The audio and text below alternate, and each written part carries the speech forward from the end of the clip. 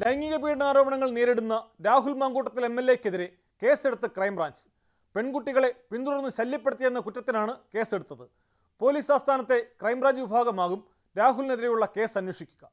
അതേസമയം രാഹുലിന് പിന്നാലെ BJP സംസ്ഥാന വൈസ് പ്രസിഡന്റ് C. കൃഷ്ണകുമാറിനെതിരെയും ലൈംഗിക പീഡന പരാതി ഉയർന്നു. പരാതിക്ക് പിന്നിൽ സ്വത്ത് തർക്കമാണെന്നാണ് കൃഷ്ണകുമാറിന്റെ പ്രതികരണം.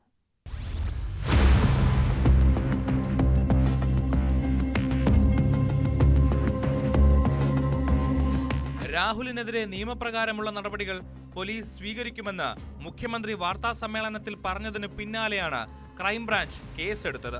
ആരോപണം ഉന്നയിച്ച സ്ത്രീകളിൽ നിന്ന് നേരിട്ട് പരാതികളൊന്നും ലഭിക്കാത്ത സാഹചര്യത്തിൽ കേസെടുക്കാൻ കഴിയില്ലെന്ന നിലപാടായിരുന്നു പോലീസ് ആദ്യം സ്വീകരിച്ചിരുന്നത്.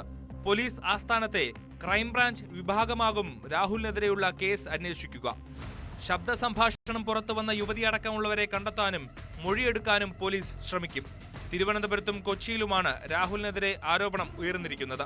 ഗർഭചിത്രത്തിന് നിർബന്ധിക്കുന്നതുൾപ്പെടെയുള്ള ശബ്ദ സന്ദേശവും ചാറ്റുകളും പുറത്തുവന്ന സാഹചര്യത്തിൽ സൈബർ വിഭാഗവും കേസെടുക്കാനാണ് സാധ്യത. ബാലാവകാശ കമ്മീഷനിലും വനിതാ കമ്മീഷനിലും രാഹുലിനെതിരെ പരാതികൾ ലഭിച്ചിരുന്നു.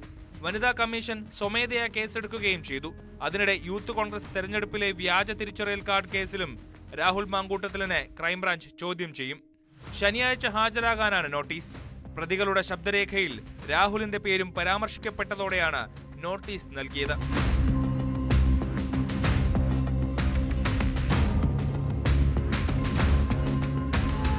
രാഹുലിനെതിരായ ഗുരുതര ലൈംഗിക ആരോപണങ്ങൾക്ക് പിന്നാലെയാണ് BJP-യിലും ലൈംഗിക പീഡന പരാതി ഉയർന്നത്. സംസ്ഥാന വൈസ് പ്രസിഡന്റ് C. കൃഷ്ണകുമാറിനെതിരെ പാലക്കാട് സ്വദേശിയായ യുവതിയാണ് സംസ്ഥാന പ്രസിഡന്റിന് പരാതി നൽകിയത്. എന്നാൽ ആരോപണം C. കൃഷ്ണകുമാർ തള്ളി. പരാതിക്ക് പിന്നിൽ സ്വത്ത് തർക്കമാണെന്നും കോടതി തള്ളിയ കേസാണെന്നുമാണ് വിശദീകരണം. ഇതൊക്കെ 2015-ല് 20-ലൊക്കെ പൊട്ടാതെ പോയ നനഞ്ഞ ഓലപ്പടക്കമുണ്ട്. പ്രതിപക്ഷ നേതാവിനെ ഈ വ്യക്തിയെക്കുറിച്ച് അറിയില്ലാവുന്നു. അതുകൊണ്ടാണ് പ്രതിപക്ഷ നേതാവ് ശ്രീ VD സതീശൻ ഇദ്ദേഹത്തിന്റെ വാക്ക് കേട്ട് വലിയൊരു അബദ്ധത്തിന്റെ കുഴിയിൽ വീണു. ബഹുമാനപ്പെട്ട കോടതി തള്ളിക്കളഞ്ഞ കേസാണ്.